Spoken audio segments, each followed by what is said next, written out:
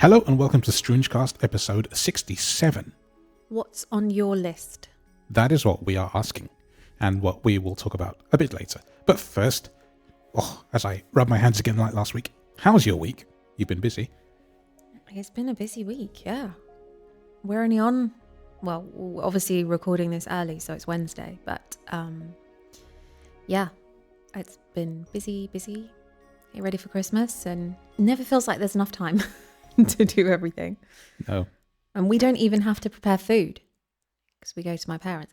And actually, we should say, if you want to, go back to last year's Christmas episode where we talk more about what we do and traditions that we have and stuff. Yes, quite good. And I'm looking forward to it at the time of recording. By the time you hear it, I will have already had it. You will have had it. And I will be sleepy. Yeah. And very slow. You'll be in a meat coma. Oh, yes. Yeah. Definitely. But yeah, otherwise it's fine. Yeah. Just getting through. We spent most of last night wrapping some more. Oh my gosh, I think so far I've spent about 6 hours in total across 3 sittings wrapping. Yeah, for it all to be ripped off in 10 minutes. I know. Honestly. But it's just, you do it. You do what you do. You just don't realise. Every time I think, I must have wrapped everything now, I'd turn around and there'd be 10 more gifts that I hadn't realised. Or crazy. But it's all worth it. Definitely. What about your week? Well, I woke up this morning and I had a plan. It sounded like the beginning of a blues. I had a plan to look at a free sound from a company called the Crow Hill. Mm-hmm. And I got that downloaded. It's a big gong, giant gong. Sounds really cool. And I started looking at some of their other stuff that I hadn't looked at in a long time. And I got very inspired. So I sat down for 3 hours this morning and wrote this track. Just start to finish. No break, no anything. And it felt really good to just be on the composing streak. So that was nice. Yeah. But other than that, my week has been really quiet. I've done not a lot. I've read a bit. I finished Pluribus this morning. I think it's the final episode. I don't know if it is or if there's one more, but I'm not sure. But I've gone up to, because it's Wednesday, so they release on Wednesday. So that was good. So now it's just a case of sit and wait until tomorrow. Yep. When I shall enjoy my food. You will indeed. Aplenty. Fill your boots. Oh, yes. And by the time you hear this on Boxing Day, you too hopefully will have had some good food if you celebrate, and you can tell us all what you do and what you get and what you got and what you gave. Yeah, nice. I know. Yeah, I wish I could tell you, but I can't preempt or predict the future. So next week I'll have more news. Yeah. So what about the quiz then? So last week's question was, how many gifts are described in the song 12 Days of Christmas? Ah, yeah, we should give a shout out to James Berry, who didn't get it right, but he did try. This is a guy I went to school with. I've known him for more years than most of you have been alive. Great geezer. Well, I think the confusion is that people would just add one round. So 1 + 2 + 3 and upwards. But actually, each round that you go through with the song, you're adding that as well. So yes. The actual total is 364. Total gifts. Yeah. Which is a clever number, It is very clever. Yeah. That means you get 12 partridges in pear trees. I know. Whatever you want to do with them. Well, fly tipping is illegal, and you might end up having to chuck away a lot of things. Oh, poor partridge. And all that, mills are making and lords are leaping stuff, that's going to get very, very loud and very crowded. What are you supposed to do with all that? Send them back. Send them back. So this week's question is, what fruit is traditionally put in Christmas stockings? Okay. Quite an easy one, I think, but maybe that's just me. I don't get fruit in mine. No, but traditionally, then. people did. Well, with that out the way, what is on your list? So, and what do we mean by this too? Yeah, so we were going to talk about Christmas TV or what you might all sort of get together and watch, because I think that is quite a common thing for families to do. Sit down over Christmas. Everything's a bit slower. Most people don't have to work or work as much. Kids are off, whatever. So it's quite a nice time to all sort of get together and watch things on the TV. But then obviously we wanted to include, for other people who maybe don't enjoy or don't watch TV or films, things that they would be listening to. Yes. And reading. Like your favourite friends at StroongeCast. Yeah, listen to us. So how about we start with, like, when we were children? Do you remember what Christmas TV was like when we were little? Do you know what? Does it stand out? Don't, because what I remember was being with family and opening things and eating a lot. Just, sounds quite familiar, actually. And I don't think on that day I paid any attention to the TV at all. No, strangely. We didn't either, but there's always stuff on over the time. There's always a lot of, they always put a lot more films on. I do remember, because obviously we're talking about, well, predominantly the 90s. Mm-hmm. You didn't necessarily buy every film. You didn't go to the cinema, like all that kind of stuff. It wasn't There was no on easy. demand back then. No, exactly. So you wouldn't always want to buy a film if you didn't know if you were going to like it or whatever. So you'd have to wait. And it would be like 2 years, I think, from when a film was in the cinema to when it would actually then come on the TV. That's it, yeah. So that would always be quite exciting, because you'd all sit and watch that, wouldn't you? Yeah, there would be a new couple of films or something that hadn't been shown on TV yet. We'd tape it on the video recorder. Of course. Now you just on demand, like films come out on the TV while they're still like on Sky channels or whatever. Like you might have to buy them or rent them, but they're still available whilst they're still in the cinema. Yes. That just, was not a thing when we were younger. Do you think cinemas will be sticking around for the next 10, 20, 30 years, given that on demand is just so easy? I think since COVID, cinemas are a lot less popular, because in COVID they sort of realised, actually, we can release this film with whichever online platform, whether it be Netflix or Disney Plus or Sky, whatever. Yeah. And still charge people the same as what we would for a cinema ticket. And people don't even have to leave their own home. Like if they want to see the film enough, they will pay. And actually you're only paying one fee, as opposed to if you go to the cinema, you're paying for however many people. That's true, actually. But if there's enough of you, the price of that could be more than the renting it. Definitely. Cinema is expensive, but there is still something really fun and enjoyable about going to the cinema, sitting, with the massive screen, and you get like more of the atmosphere, and so the sound is big. Yeah, and I think people do still really enjoy that. Yeah. You just can't always replicate that at home. Well, you can't, because it's, never going to be on that scale. But even if you've got, huge TV and amazing sound system, there is just something about the atmosphere of being in a cinema. But it's definitely, I think, gone downhill in terms of the films and stuff that are available. But yeah. Well, so, if we have our big house, I'll make you a movie theatre room. A lot of people on YouTube do this now. I would like that. They have proper cinema seating that flips up when you stand up and dampen the sound acoustically. And you've got speakers in the walls behind the material, so you can't see them. You just I'd want like those really big comfy sofas.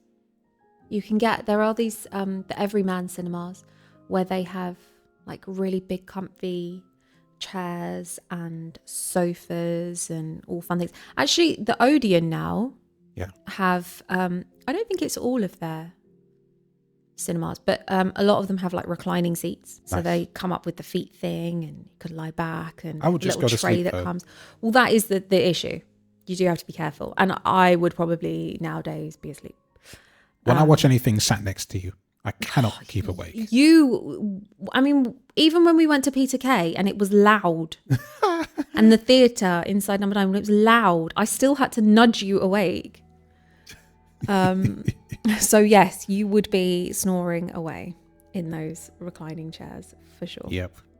I did that even at home, didn't we? We watched the first episode of Black Mirror together. Everything. You just fall asleep, and I'm like, oh, great, okay. It's not even that I'm not interested. My brain. I know. Brains. Yeah, as soon as you're in a comfy... Actually, no, not even comfy, because like theatre seats are not comfortable. No, they're not. And loud. Anyway, Christmas Look, you're TV. talking to the guy that fell asleep in a pub under the speaker once. That doesn't surprise me. In my sixth Really form doesn't. year. So, what can But I how say? much alcohol had been consumed? Probably a few. Yeah. Was it actually passed out as opposed to fell asleep? Maybe. Can't remember that far back. But what's on your personal list? My personal list. Because it's you and Alice really these days.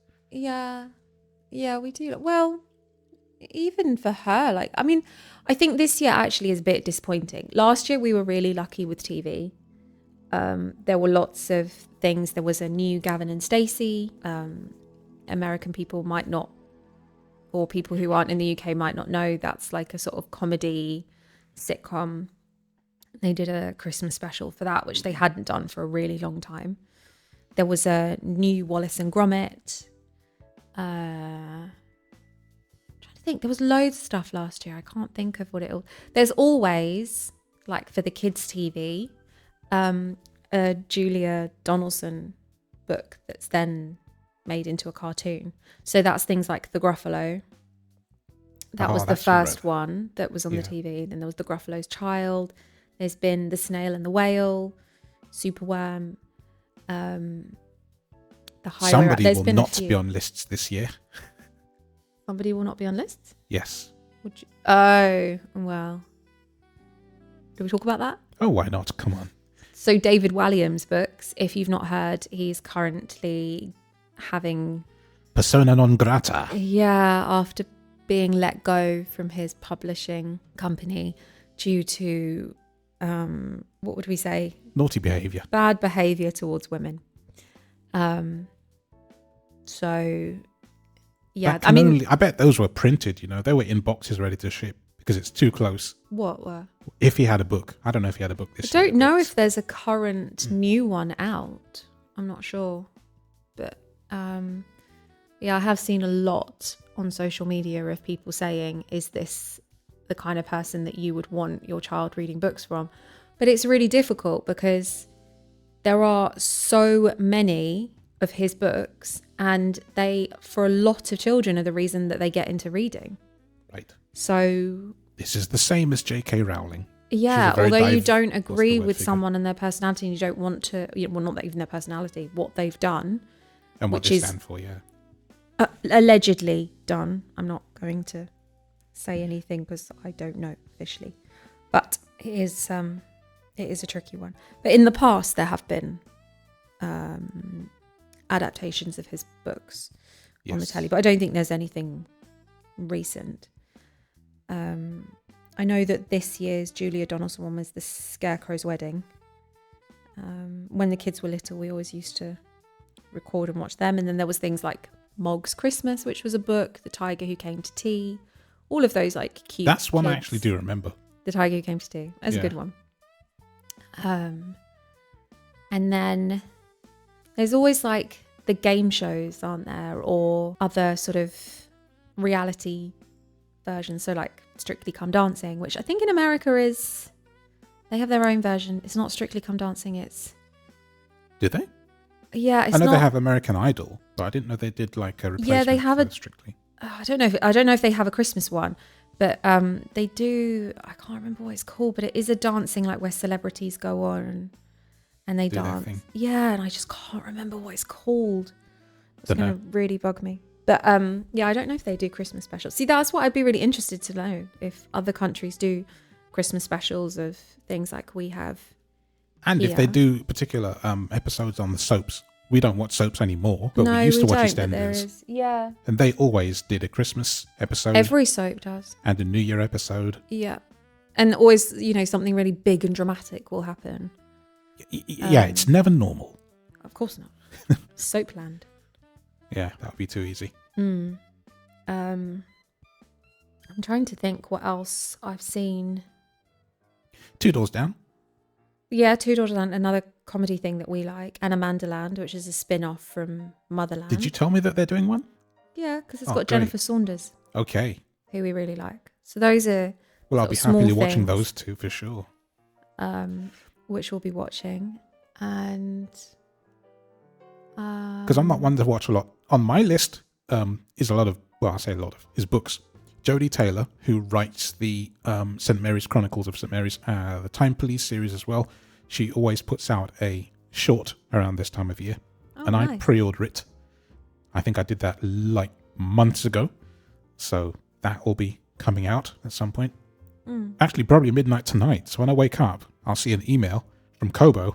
And one of the first things I'll do is go get that. That's cool. Stick it in my read queue. I love that. There's always Christmas episodes of the podcast that I listen to. So they've been out this week. They've been... Who do you listen to again? For people that might want to listen to what you listen to. Well, obviously StroongeCast. Well, you've got to check yourself, right? Oh, yeah, absolutely. I actually really don't like listening to myself, but I do when you point out things to me and say, oh, you got to listen to this part or the end part or whatever. But I just you sound so much better. Oh, I say better. I just like, find it you really always sound cringy good. listening to myself. Nah.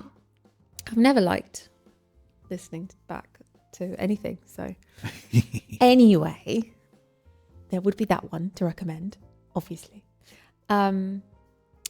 Probably one of my other favourite podcasts is Ghost Huns, which is just two ladies who are friends who read out sometimes really silly ghost stories and sort of chat, and they're a bit silly. They're both comedians, and I like that one.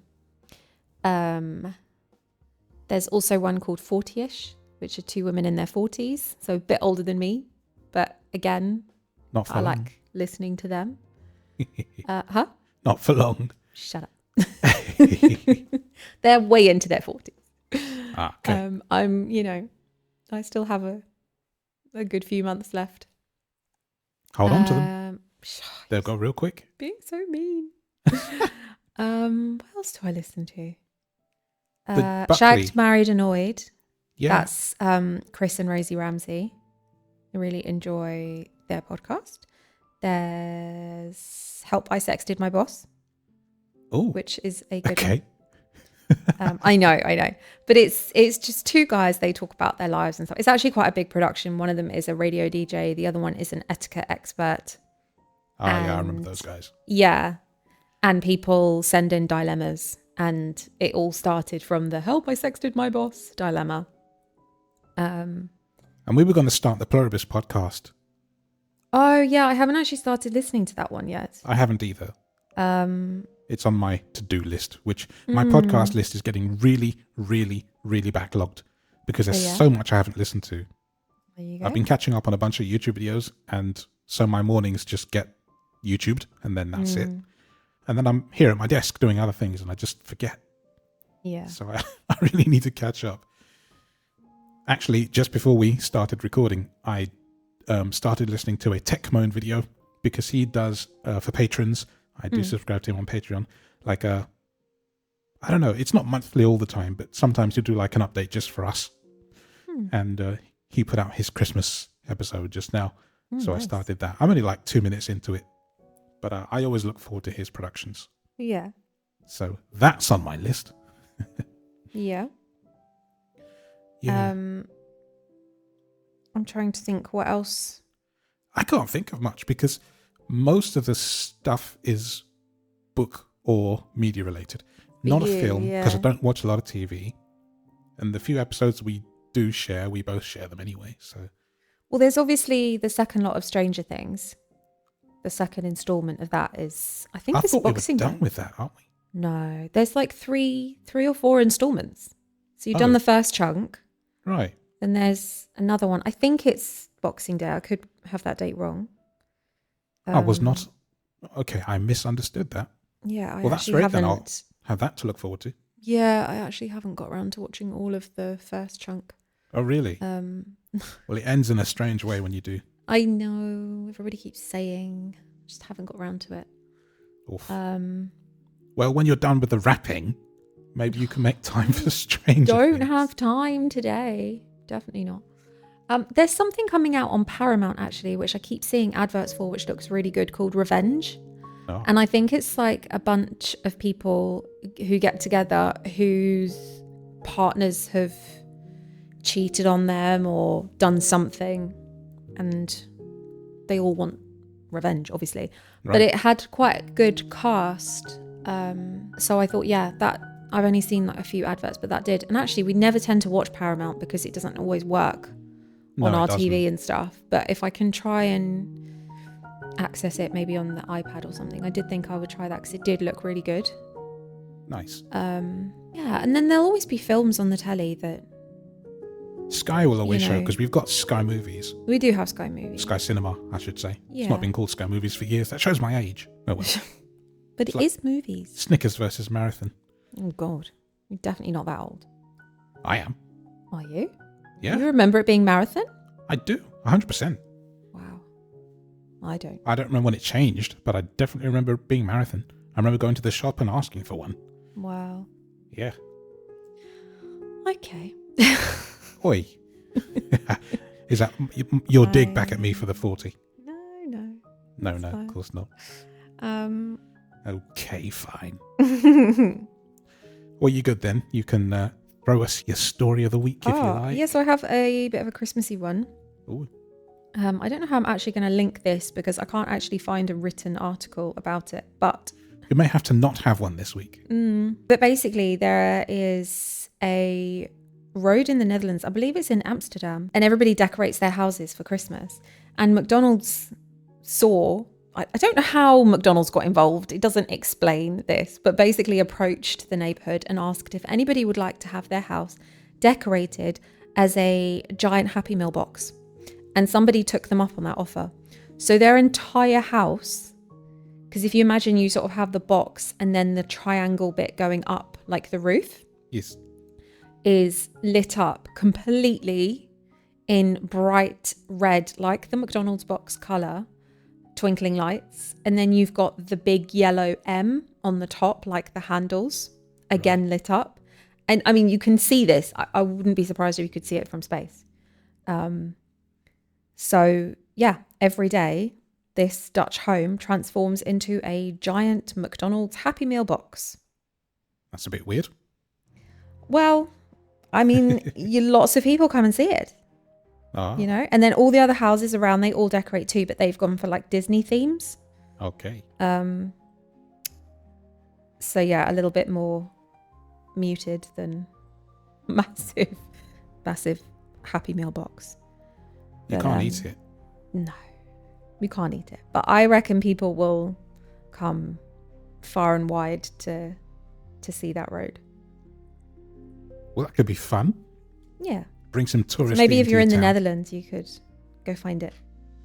I should ask Martin if he knows where it is. Yeah, the giant McDonald's Happy Meal house.